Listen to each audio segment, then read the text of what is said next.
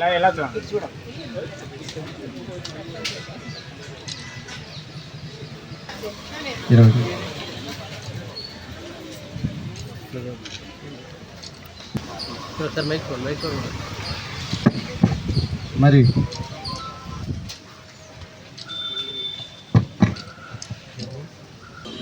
మరి palm oil litre, KG కందిపప్పు, ఉల్లిపాయలకి. మరి ఇటీవలగా తుఫాను రావడం, పెద్ద ఎత్తున వర్షాలు సంభవించడం, ఆ వర్షాల్లో కొన్ని ఇళ్ళు పాక్షికంగాను కొన్ని ఇళ్ళు పూర్తిగాను నష్టం జరగడం జరిగింది. దానికి రాష్ట్ర ప్రభుత్వం చాలా అత్యంత వేగంగా స్పందించడం జరిగింది. ఈ మండలంలో 5 గృహాలు పాక్షికంగా దెబ్బతినడం, వారికి 5 రకాల నిత్యావసర వస్తువుల సరుకులు, అదేవిధంగా బియ్యం అందివ్వడం జరిగింది. నగదు కూడా తొందరలోనే అందివ్వడం జరుగుతుంది. అదేవిధంగా పెదపూడి మండలంలో దాదాపుగా 2000 ఎకరాలు ముంపుకు గురవడం, పంట నష్టం జరగడం జరిగింది. దానికి కూడా వెంటనే నమోదు ప్రక్రియ మొదలుపెట్టారు.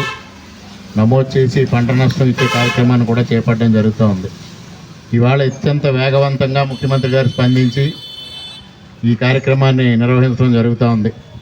విజయవాడలో వరదల్ని ప్రభుత్వం ఎంత సమర్థవంతంగా ఎదుర్కొంది అనేది ప్రజలు కానీ, బాధితులు కానీ, దేశవ్యాప్తంగా అన్ని రాజకీయ పార్టీలు ప్రశంసిస్తూ ఉంటే, వరదను కూడా బురద రాజకీయం చేస్తున్న వ్యక్తి ఎవరైనా ఉన్నారు అంటే అది ఈ రాష్ట్రంలో ఒక జగన్మోహన్ రెడ్డి.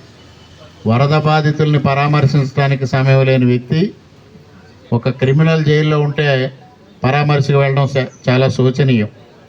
అదేవిధంగా ఇవాళ ప్రకాశం బ్యారేజ్ని నష్టపరచడం ద్వారా కృష్ణా జిల్లాలో కృష్ణానదికి వరదలు రప్పించాలని ఒక దుర్మార్గమైన ప్రయత్నం ఇవాళ జగన్మోహన్ రెడ్డి నాయకత్వంలో వైఎస్ఆర్సీపీ నాయకులు చేయడం కూడా చాలా సిగ్గుచేటు.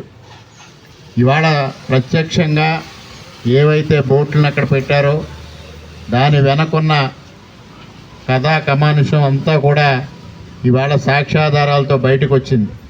వీళ్ళు అక్రమంగా ప్రవర్తించిన తీరు బయటకు వచ్చింది.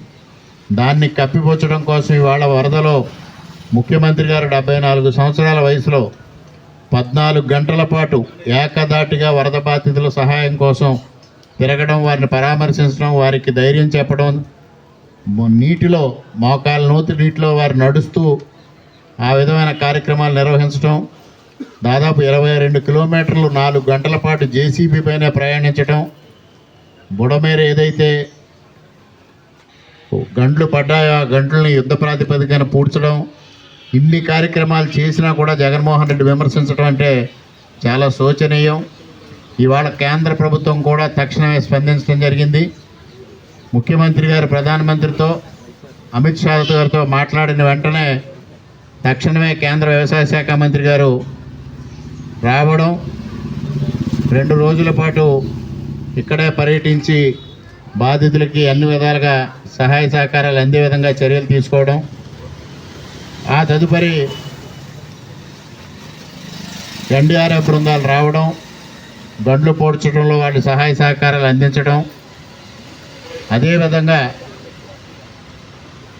ఇవాళ కేంద్రం నష్టం అంచనా వేయడంలో వెంటనే బృందాలను పంపించి రాష్ట్రానికి జరిగిన నష్టాన్ని అంచనా వేయడంలో నిమగ్నం కావడం, ఇదంతా కూడా కేంద్ర ప్రభుత్వం తీసుకున్న చొరవ. అదేవిధంగా వరదలో చిక్కుకున్న బాధితులకి ఆహారం అందించడంలో కూడా చుట్టుపక్కల నుంచి అన్ని జిల్లాల నుంచి, మన జిల్లా నుంచి కూడా, మన నియోజకవర్గం నుంచి కూడా పులిహార కానీ, బిర్యానీ కానీ, అన్నం కానీ అన్ని విధాలుగా ఆహార పొట్లాలు, బిస్కెట్లు, పాలు, మజ్జిగ ప్యాకెట్లు అన్నీ పంపిణీ చేశారు. అనేక మంది దాతలు ఇవాళ విరాళాలు ఇస్తూ ఉన్నారు. అందరూ ఆపన్నహస్తం ఇస్తూ ఉన్నారు. ముఖ్యమంత్రి సహాయ నిధికి దాదాపుగా 6,880 కోట్లు నష్టం జరిగిందని అంచనా వేయడం జరిగింది.